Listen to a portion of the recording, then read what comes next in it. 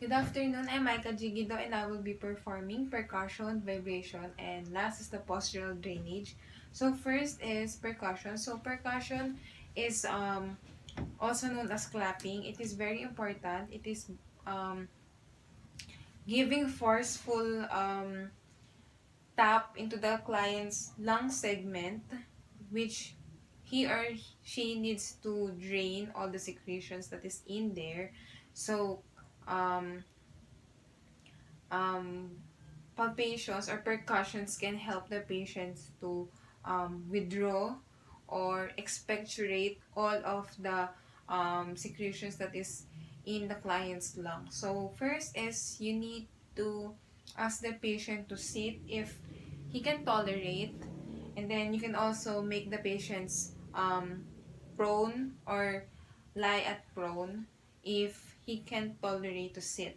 So next is you need to put your two hands with a curvy cup hands, and the sound must be hollow popping sound or clapping sound.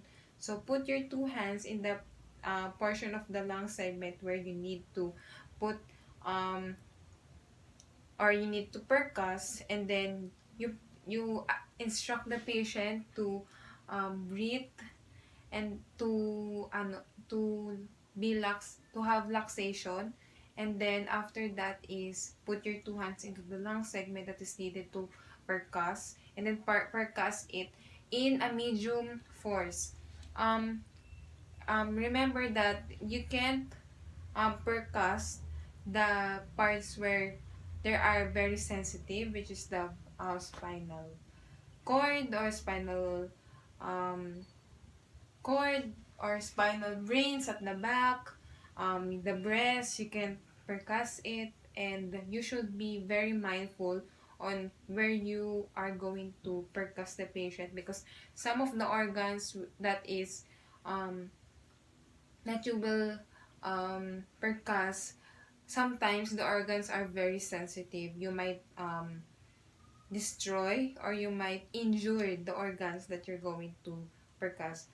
So it is very important that you percuss it very gently, but it inserts some force. So, for example, this is my patient.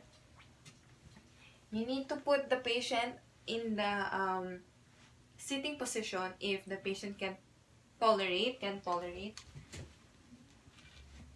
And then put your two hands like this, a cup, and then put in the parts where you need to percuss. So you can't percuss the breast or even the bones at the back because it is very sensitive. So you need to, for example, this is the back. You will percuss this simultaneously for 1 to 2 minutes. And then after that, encourage the patient to spit or expectorate the the um the the phlegm or any secretions that is in there. So you put this here and then you percuss it.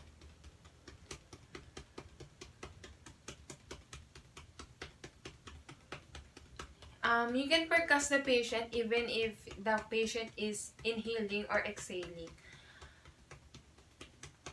After 1 to 2 minutes, you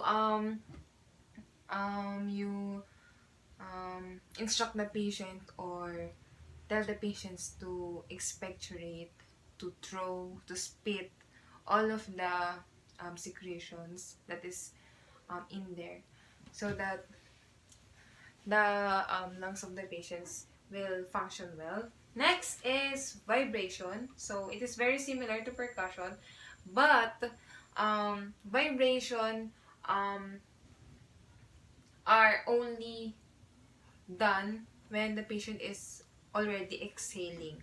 So you can't vibrate the patient when he or she is inhaling. You need to vibrate the patient when he or she is exhaling. So you need to tell the patient that whenever he or she exhale, you will vibrate the parts that will need to vibrate. So, for example, at the back again, at the lung segment, you will put the one hand above the other, and then you will give force to vibrate the patient's back or to the parts that will need to vibrate. So for example, the patient is inhaling and then the patient exhaled, you will vibrate the patient's back like that.